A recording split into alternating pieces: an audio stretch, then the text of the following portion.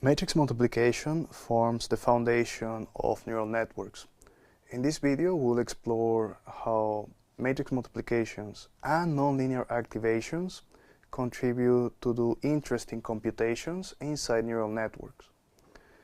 So our learning goals are to understand the correspondence between the matrix multiplication dimensions and the neural network's architecture, and to recognize the importance of passing the output of the matrix multiplication operations to nonlinear activation functions. So the feedforward pass moves information from input to output through the network. In this example, we have a four-dimensional input vector x representing the units in the hidden layer, multiplied by some weights w to produce a single output z. The pass happens in steps. The input values first enter through the input layer, and this has to be a flattened tensor. Then each input connects to every neuron in the hidden layer, and then the hidden layer connects to the output neuron. The matrix multiplication of z equal x times w combines all inputs and weights. The red circle highlights how values combine at the output layer. This operation creates a scalar, a single number, through the dot product of inputs and weights. The key point is that the feedforward pass always moves from left to right and never backward. So this code implements the feedforward pass in PyTorch using two methods. The method 1 uses direct matrix multiplication. We first create the input tensor x with shape 1, 4, then a weight matrix w with shape 4, 1, and then we use torch matmul for matrix multiplication. The result has shape 1, 1, a scalar. Then the second method is using the NN linear layer, which is what we're going to be doing more often. This is the same operation, but encapsulated inside PyTorch neural network model. This is more convenient for building deep networks, and this handles the batching automatically. Again, this is going to be the operation that we use most often. The key point is that the shape 1, 4 times 4, 1 determines the network structure. The batch size equal to 1 means that we process just one sample. So that's why you see that the result has shape 1, 1. It's 1, 1 because we have a batch size of 1 and then a single number in the output, a scalar. And then we use a squeeze function, the squeeze function, to remove the extra dimensions, usually the batch size dimension.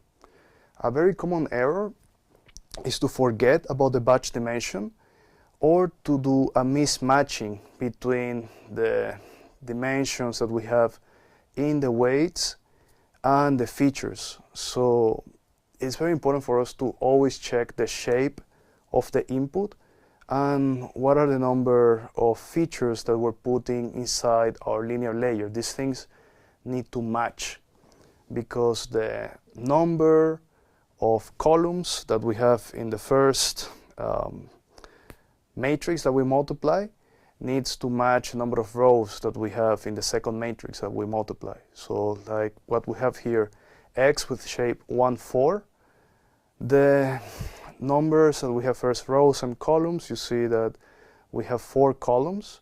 This need to match the number of rows that we have in W, 4 to 1. Like this needs to agree in order for us to do a valid dot product.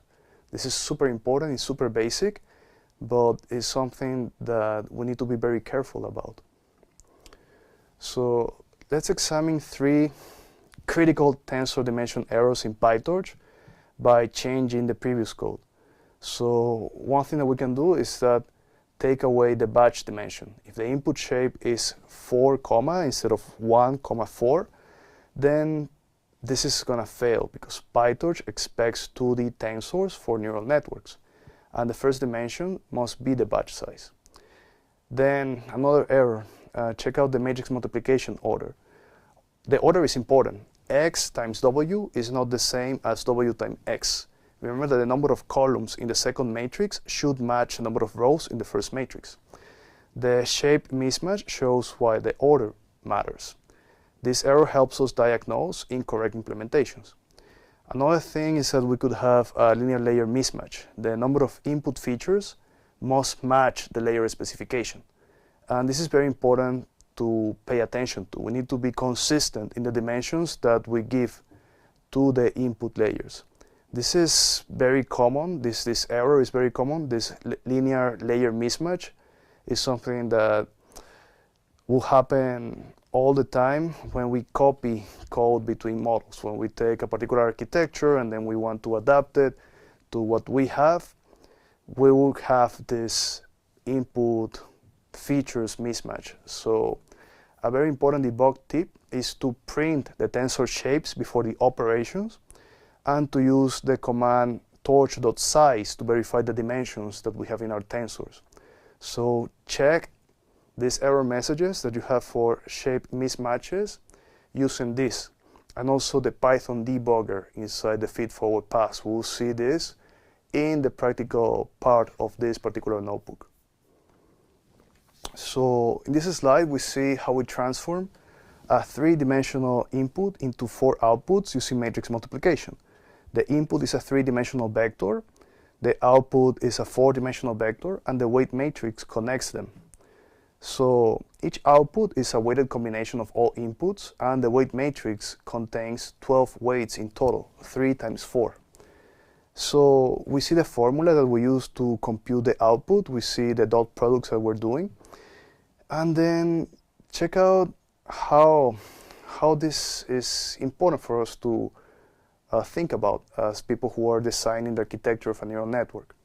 The red circle highlights a fully connected pattern, and every input connects to every output. So every connection represents one weight. So the way that we define the weight matrix, the way that we define its dimensionality, it's gonna affect the number of units that we have in the hidden layer.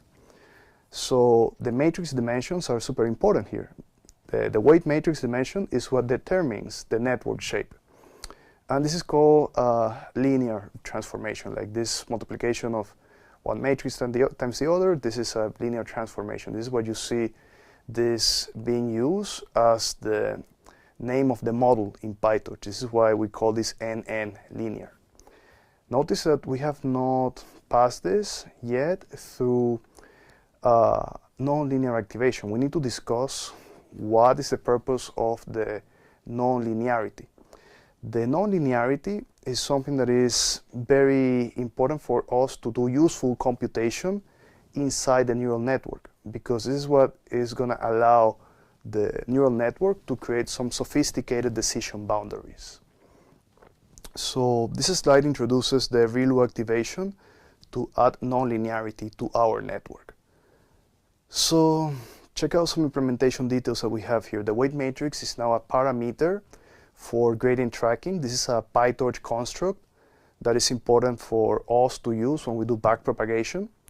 And the ReLU activation is applied after the matrix multiplication. There are two implementation approaches being shown. We do here torch.ReLU and then passing torch mat multiplication. On there we do the sequential approach with NN linear and then doing NN.ReLU. So this is basically equivalent. We have the mathematical representation of Z being equal the ReLU of the multiplication of X times W. And then we see what is the output that will come out of the ReLU. If we take a look at the function, what this is going to do is that it's going to turn the negative values in the output to 0. And the graph shows the non-linear activation shape. This is a function that is very simple, but it's very powerful because it's going to allow the model to learn non-linear mappings between inputs and outputs. This is going to be a bit more evident in the next slide.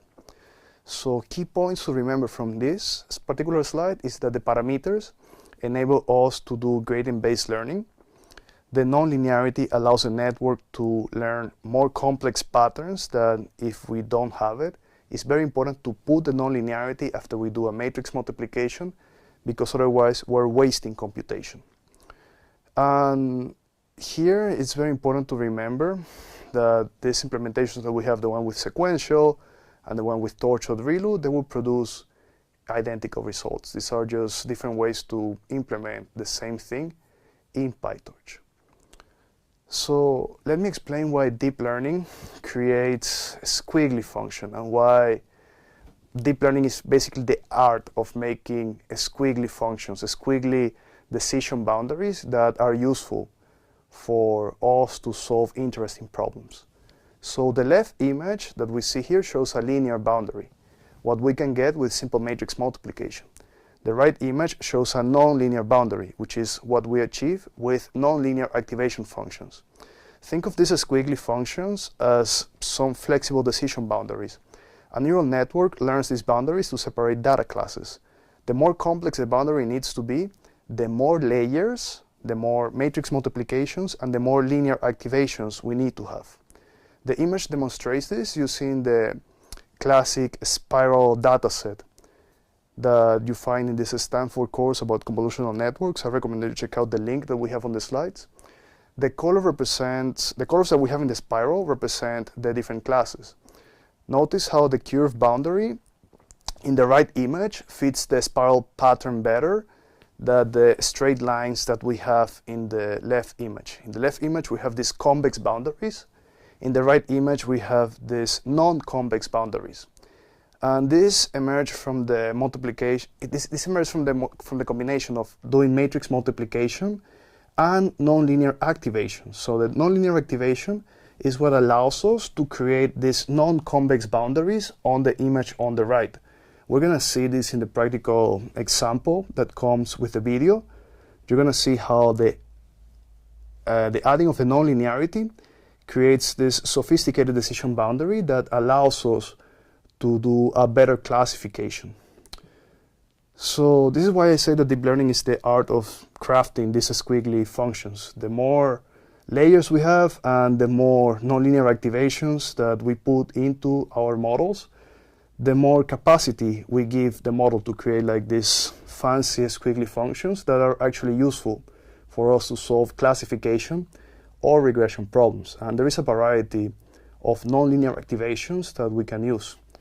Each one of them has different trade-offs in the terms of numerical stability and the expressivity that they have. So let's examine here some key activation functions. The sigmoid and the hyperbolic tangent were very popular in the 80s for the hidden layers of a model. Nowadays, we mostly use the sigmoid activations in the final layers of classification models in order to produce probabilities. They are still quite relevant. And hyperbolic tangent still has some very interesting uses when we want to restrict the domain of an output between -1 and 1. However, the ReLU is a good default choice for most problems. It's something that is very numerically stable. And it also has a couple of variants, like the leaky ReLU and the ELU that you see here.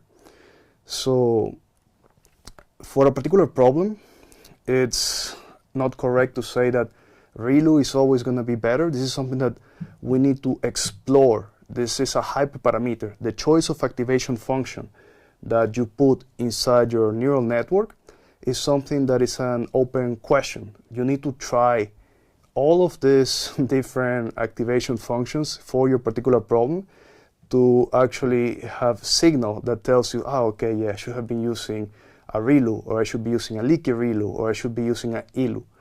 The performance on the validation and test set is what really tells you which is the best architecture to use in your particular problem. And this includes the decision of the activation function that you use. So something I recommend that you check out is the website matrixmultiplication.xyz that has an interactive demonstration where we can practice matrix multiplication step by step.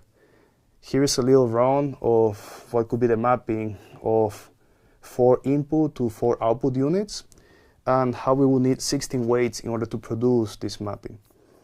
This is just something fun to play with and is worth to internalize. This slide connects matrix operations to network structure. Here we see the code implementation. The input X has shape 1, 4, one sample with 4 features. 1 is the batch size, 4 is the number of features. We have a weight matrix W that has shape 4 times 4, connecting 4 inputs to 4 outputs. And then we have W defined as a parameter to enable gradient tracking. Torch matmul performs the operation of the feedforward pass. You see here the visualization of the network. 4 input nodes matching the input tensor dimension, 4 output nodes matching the resultant dimension. Each line represents one weight, and the full connectivity is shown by all possible connections. Everything is connected with everything. This is why we call these layers fully connected layers. So be very aware of these matrix dimensions because they are very important for us to understand the architectures that we're working with. To wrap up this video, we saw some fundamentals on matrix multiplication and how this relates to the network architecture. We saw how the input dimension maps to a weight matrix producing some output and how we implement this in PyTorch, and the different ways that we could do this with Torch matmul, which is something that we do for just didactic purposes, for us to see how direct matrix multiplication would work, and the wrapper that we use inside PyTorch, non-linear, which is very important for us to create layers inside a neural network. We discussed a lot of how the shape verification is important to prevent common errors, and we saw the importance of non-linear activation functions like ReLU, which enable the learning of complex patterns and must be added to the output of the matrix multiplication operations.